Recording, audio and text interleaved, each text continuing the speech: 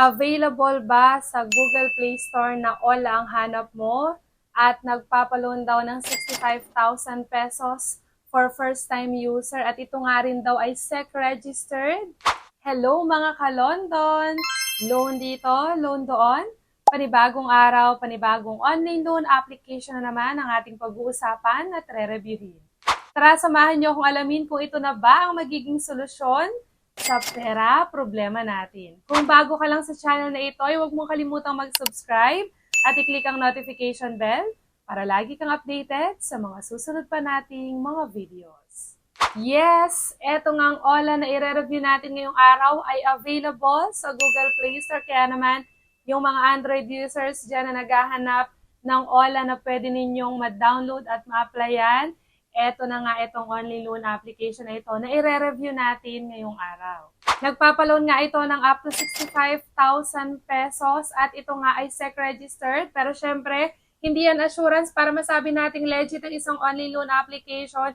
Kaya naman panoorin nyo itong video na to hanggang dulo para at least magkaroon kayo ng idea kung talaga bang itong Ola na ito ay legit at makatutulong sa atin, lalong-lalo na sa oras ng pangangailangan. Sa dami na lang na-review nating online loan application, hindi naman sa hinihikayat ko kayong mag-loan, pero sana kung talagang desidido kayong mag-loan ay mayroon na tayong nakita at na-try na legit na online loan application. Alam ko naman na kahit anong sipag natin, anong kahit talaga natin sa buhay, ay dumadating talaga tayo sa tinatawag nating petsa de peligro or tayo talaga ay nakakaranas ng kagipitan. Kaya naman dito sa ating channel ay hindi tayo titigil maghanap ng mga Ola na legit at syempre makakautang tayo ng sana is mas mahaba yung loan term at mababa lang yung interest.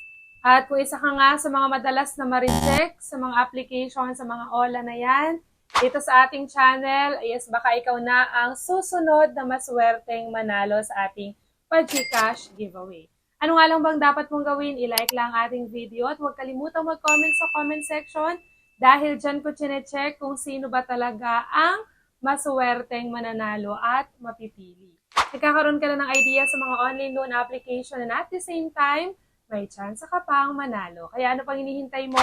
I-like lang ang ating video at mag-comment na sa comment section. At balik na nga agad tayo dito sa Ola na i-review natin ngayong araw na pwede nga nating ma-download sa Google Play Store. Ito ay walang iba kundi si Peso Maya Fast Online. Ito ay under ng DSNC Lending Investors Incorporated. Ito ay kasalukuyan ngayong mayroong napakataas na rating na 4.8 at ikaw nga daw ay pwedeng mag-loan dito basta ikaw ay 18 years old and above at isang Filipino citizen. Isang valid ID nga lang din ang kailangan sa pag-apply. And ito nga makikita natin sa ads netong si Peso Maya. May nakalagay dito, flexible borrowing options, loan up to 65,000 are available with a straightforward online application and quick approval process.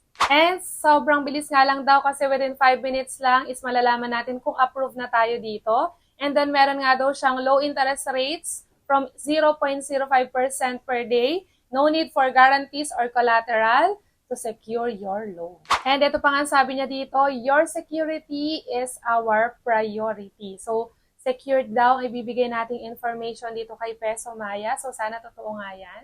At pagka-download ko nga dito kay Peso Maya, nakalagay nga na 65,000 pesos daw ang pwede nating ma-loan. At makikita nyo nga dito na SEC registered nga daw talaga. And syempre kagaya ng ibang online loan application, para tayo makapag-login at makapag-register, active phone number pa rin ang kailangan natin ilagay para makapag-send sila sa atin ng verification code. And after nga natin makapag-login, may mag-pop up dito na privacy statement. So, kailangan lang nating i-agree yan para makapag-proceed tayo sa next step. And after nga, ito na yung mga ID na pwede dito kay Peso Maya. So, pwede ang driving license. So, ito yung mga recommended. PRC, SSS, passport, postal, at UMID. At kung wala ka pa nga ng mga nabanggit ko, pwede rin dito sa mga other options or other choices nila dito, which is pwede ang PIN, Voters ID, National ID, Pag-ibig, at Health Card. And after mo makapili ng isang ID na available sa'yo or meron ka is, pipicturan mo yung harap niyan and then meron silang facial recognition or facial verification to check kung ikaw ba talaga yung naglo-loan or nagamit lang yung ID mo sa paglo-loan. At dito nga after nyan is mag-fill up na agad tayo netong mga personal information. So kasama dyan ang education, marital status, number of credit cards, kung wala naman zero lang. Email address, siguraduhin natin na active at nakaka-receive ng messages, gender, and then kasama din dyan yung residential address at saka yung complete address details natin. And dito nga, wala ka namang kailangan pang i-provide na iba pang documents or payslip para makapag-apply. So yun lang yung mga kailangan mong fill upan.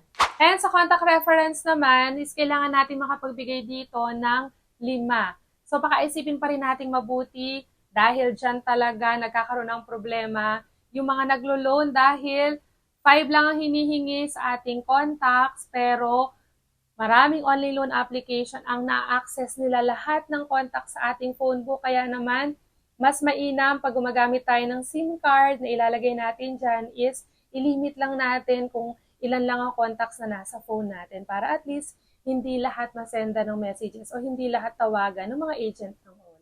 And sa bank information, pwede pa rin naman through bank or e-wallet. At sa e-wallet, ito lang yung mga pwede. Pwede ang Coins, GCash, GrabPay, Lazada, PH, at PayMaya. And yan na nga, napakabilis lang. So, eto na tayo sa pinaka-exciting part ng ating review. Kung magkano ba yung binigay sa ating credit limit netong si Peso Maya. Dito nga, kung makikita nyo, 4,000 pesos yung ibigay sa ating credit limit at ang loan term daw neto is up to 120 days. So, tingnan natin yung kanyang loan details. And dito nga sa 4,000, makikita natin merong 2 periods at 3 periods. So, check natin yung 2 periods na nakalagay dito na mahahati sa dalawa ang ating pagbabayad. At sa unang pagbabayad pa lang, which is after 7 days, is magbabayad na agad tayo ng 3,960 pesos na principal amount at meron siyang interest na 560 pesos. At ang pangalawang schedule na, ang babayaran na lang natin is 40 pesos. At wala nang nakalagay na interest. At kapag nabayaran nga natin, yung 3,960 pesos on time is hindi na natin kailangang magbayad ng 40 pesos. Ang problema lang, nakalagay din dito na meron siyang upfront service fee. At kapag nga pinag-add natin yung upfront service fee na 1,000 pesos at yung 560 pesos, ang marireceive na lang natin na amount dun sa 4,000 pesos ay 2,440 pesos. So, malaki ang mababawas natin or mababawas dun sa ating 4,000 na binigay sa ating credit limit. And syempre, i-try din natin, check din natin yung loan details na itong 3 periods. At kung mapapansin nyo, mas tumaas yung credit limit, naging 5,000 pesos. So, yung 5,000 na yon hahatiin sa 3 daw yung pagbabayad. So, check natin, may nakalagay dito na Schedule 1. Sa unang pagbabayad natin, magbabayad na tayo ng 2,475 pesos. Plus meron siyang interest na 700 pesos. So ito ay magiging 14 days. So after 7 days ulit, magbabayad ulit tayo ng 2,475 pesos at interest ulit na 700 pesos. At sa ikatlong pagbabayad natin, 50 pesos na lang yung babayaran natin. At kung nabayaran nga natin on time yung dalawang pagbabayad, so hindi na natin daw kailangang bayaran yung 50 pesos. And dito nga din is meron din siyang upfront service fee na 1,000 pesos. So, wala siyang inilagay na total dito. Pero kung i-check nga natin, yung 1,000 na upfront fee, tapos yung dalawang 700 na interest, which is 1,400 yun. So, magiging 2,400 yung mababawas. So, ibig sabihin, ang marireceive na lang natin na amount dun sa 5,000 pesos ay 2,600 pesos. As in, halos kalahati na talaga yung mababawas. At yan nga ang kabuang loan details netong si Peso Maya. Kung okay sa'yo itong ino-offer niya ito, is nasa sa inyo na ang desisyon kung itutuloy nyo pa rin ang paglo-loan. So, ang purpose lang ng ating review, syempre, ay bigyan kayo ng idea kung magkano ibinibigay na credit limit, magkano ang mababawas na interest or service fee, at saka yung kanyang loan term. At kung gusto mo nga manalo sa ating GCash giveaway, i-like lang ang ating video. At huwag kalimutang mag-comment sa comment section para sa tsansang manalo.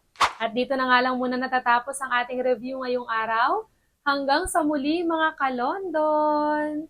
Bye-bye!